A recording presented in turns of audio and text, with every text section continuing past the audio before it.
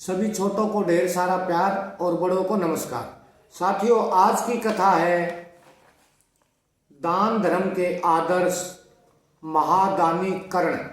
साथियों, कर्ण जी की भी दान की अलग अलग महिमा है, तो आइए आज कथा के माध्यम से सुनते हैं। एक बार इंद्रप्रस्थ में पांडवों की सभा में श्री कृष्णचंद्र कर्ण की दानशीलता की प्रशंसा करने लगे। अर्जुन को यह अच्छा नहीं लगा। उन्होंने कहा, ऋषिकेश, धर्मराज की दानशीलता में कहाँ त्रुटि है जो उनकी उपस्थिति में आप कर्ण की प्रशंसा कर रहे हैं।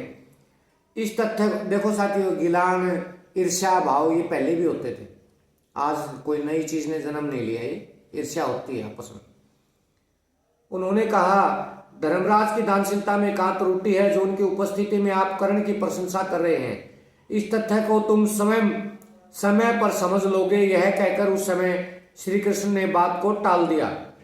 कुछ समय पश्चात अर्जुन को साथ लेकर श्याम सुंदर ब्राह्मण के वेश में पांडवों के राजसदन में आए और बोले, राजन, मैं अपने हाथ से बना भोजन करता हूँ। भोजन मैं केवल चंदन की लकड़ी से बनाता हूँ और वह काष्ठ तनिक भी भीगा नहीं होना चाहिए।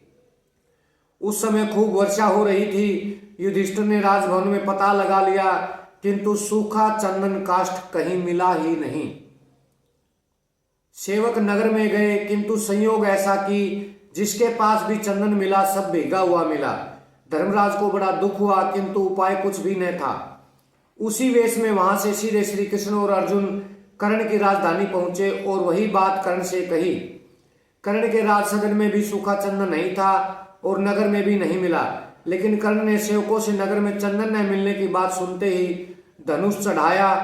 राजसदन के मूल्यवान कलंकित द्वार चंदन के थे, अनेक पलंग चंदन के पाए के थे, कई दूसरे उपकरण चंदन के बने थे। अक्षण भर में बाणों से कर्ण ने उन सबको चीरकर एकत्र करवा दिया और बोला, भगवन, आप भोजन बनाएं। वह आतिथ्य प्रेम के भूखे गोपाल कैसे छोड़ देते।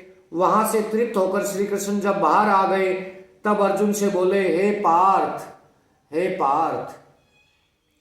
तुम्हारे राजसदन में भी द्वार आदि चंदन के ही हैं। उन्हें देने में पांडव कृपण भी नहीं है, किंतु दान धर्म में जिसके प्राण बसते हैं उसी को समय पर स्मरण आता है कि पदार्थ कहां से कैसे लेकर दे दिया जाए।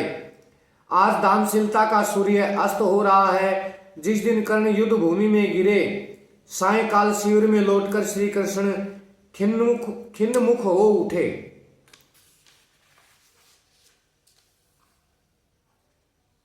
अच्युत, आप उदास हो, इतनी महानता क्या कर्ण में है? अर्जुन ने पूछा। चलो उस महाप्राण के अंतिम दर्शन कराएं, तुम दूर से ही देखते रहना। श्री कृष्ण उठे।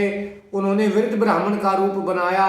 रक्त से कीचड़ बनी, शवों से पटी, छिन्न भिन्न अस्त्र शस्त्रों से पूर्ण युद्ध भूमि में रात्रि काल में श्रृगाल आदि घूम रहे थे। ऐसी भूमि में मरणासन कर्ण पड़े थे। महादानी कर्ण पुकारा। वृद्ध ब्राह्मण ने, मैं यहाँ हूं प्रभु। किसी प्रकार पीड़ा से कराते हुए कर्ण ने कहा, तुम्हारा सुयश सुनकर बहुत अल्प द्रव्य की आशा से आया था। ब्राह्मण ने कहा, आप मेरे घर पधारे।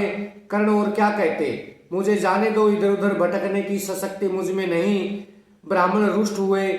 मेरे दांतों में स्वर्ण लगा है, आप उन्हें तोड़कर ले लें। कर्ण ने सोचकर कहा, छी, ब्राह्मण अब यह क्रूर कर्म करेगा। ब्राह्मण और रुष्ट हुए। किसी प्रकार कर्ण खिसके। उन्होंने पास खड़े एक शस्त्र पर मुख पटक दिया। शस्त्र से टूटे दांतों का स्वर्ण निकला, किंतु रक्त सना स्वर्ण ब्राह्मण कैसे ले?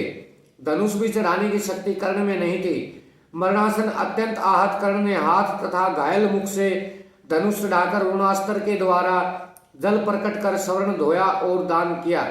श्री कृष्ण प्रकट हो गए। अंतिम समय कर्ण को दर्शन देकर कृतार्थ करने ही तो पधारे थे। लीला में श्याम सुंदर, उनके देव दुर्लभ चरणों पर सिर रखकर कर्ण ने देह त्याग किया। तो साथियों, आज की कथा यही समाप्त होती है। उम्मीद है आपको कथा काफी पसंद आई होगी। देखो साथियों, जिसको दान करना है ना, वो किसी स्थिति में कैसी भी हालात में हो वो करेगा जो उससे बन पड़ता है। ये इस कहानी से हमें, इस कथा से यही शिक्षा मिलती है। जो नए साथी जुड़े हो हमारे चैनल को सब्सक्राइब कर लें। आपको हमारी कथाएं पसंद आती हैं तो प्लीज़ इनको लाइक और शेयर किया करो। खासकर माताएं बहनें अपनी देवरानी जेठानी सास ननद को दिखाया करें, भेजा करें वहाँ। और आप सबके प्यार प्रेम के लिए, आशीर्वाद के लिए हम आपके पुनः पुनः आभारी हैं। जल्द मिलते हैं किसी दूसरी कथा के साथ, किसी दूसरे नए वीडियो में।